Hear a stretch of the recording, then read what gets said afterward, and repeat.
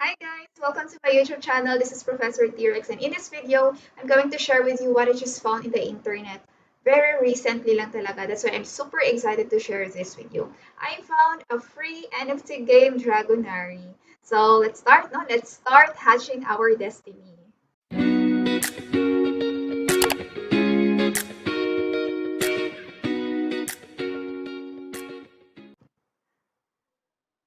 So ito yung kanilang website.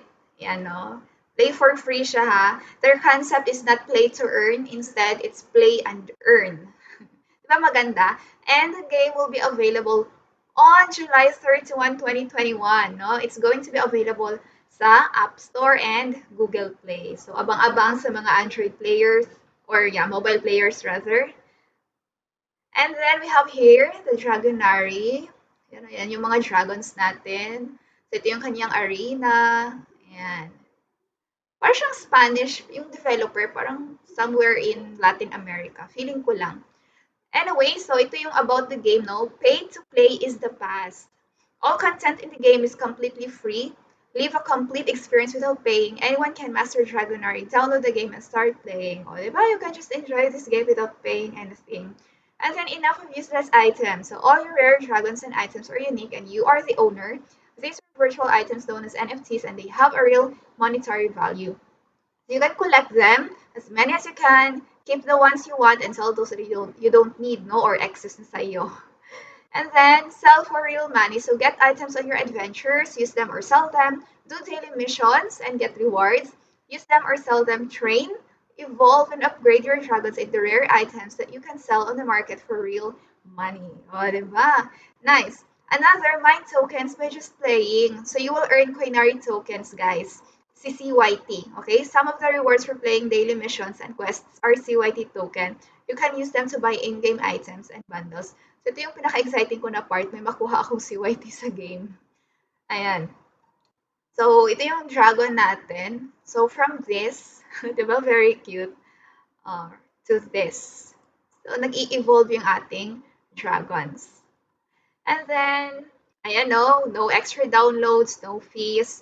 No fees, no, if you want to trade, to buy, to sell, and create, no, or receive NFTs. Ayan. And also no subscriptions needed. Ayan. So Dragonary is unique just like your dragons, and it's available by July 31, 2021. Okay, so let's check their white paper. Ayan, so ito yung kanilang white paper. Welcome to the magical world of Dragonary where you will get paid for each minute spent playing. So in the end, your time is gold and Dragonary looks forward to rewarding you just for participating in the game. So at least maganda yung kanilang concept, no? They really value your time. Ayan. So you will just need your gadget, of course, and your internet connection.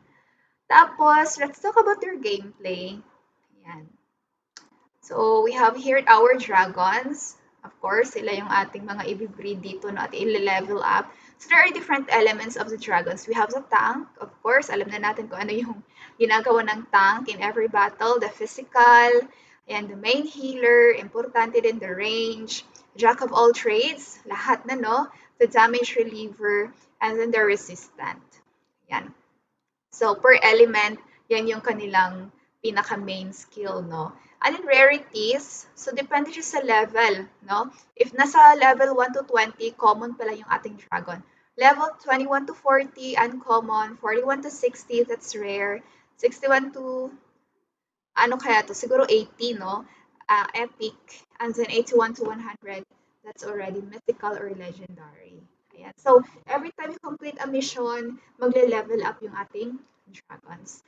So, meron siyang dalawang battles. So, we have the PvE and the PvP. So, here we have the player versus environment wherein you will need at least 3 to 5 dragons na to battle. Ayan. And then, magkakaroon siya ng daily missions. So, consists of 3 to 5 battles or more pangano in every day. And then, you will get rewards, no, per day. So that players can create more dragons or improve in-game items. So what are the rewards for our missions? Obsidian, okay, goblets for mining, spark used for crafting ember, and then ember naman, this is essential sa breeding and infusing of our dragons later on, and items to furnish dragons like rings, necklaces, and bracelets. So maganda, at least may mga rewards, no? There is also dungeons. Ayan. This will in the dungeons, you will experience tasks that will help you farm levels and objects. So each dungeon will have a minimum average level that your dragons must have to participate. So mas maraming rewards dito sa dungeon, no? We have the Obsidian, Spark, Ember, Common Dragon Eggs. Ayan, very exciting. Experience items, experience boost, fancy items for dragons, and another experience. Okay, that's for player versus environment. We also have the player versus player in a battle. So you have already learned about the different PvP battle modes. Alam na natin yan. So requirements lang in the arena mode, have a team of rare dragons or higher, have dragons of level 10 or higher. So dapat mag-level 10 muna yung ating dragons before we could go to a PvP, no? And have 5 dragons on your team. So dapat 5. So these are our rewards. Same lang kanina sa dungeons, yung rewards. And then, every player, guys, will start from 3 dragons, no? When you create an account here and when you start playing, tatlo yung ating starting dragons.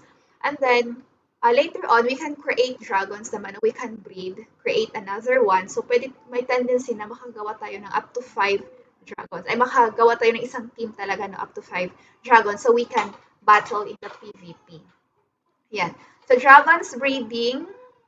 Ayan. So, sa breeding, guys, kanina nasabi ko, walang fees when it comes to trading, selling, buying, ano pa yung create, ano pa yung sinabi ko kanina, no? Sa game na to. But when it comes to merging or breeding, magkakaroon na siya ng fee.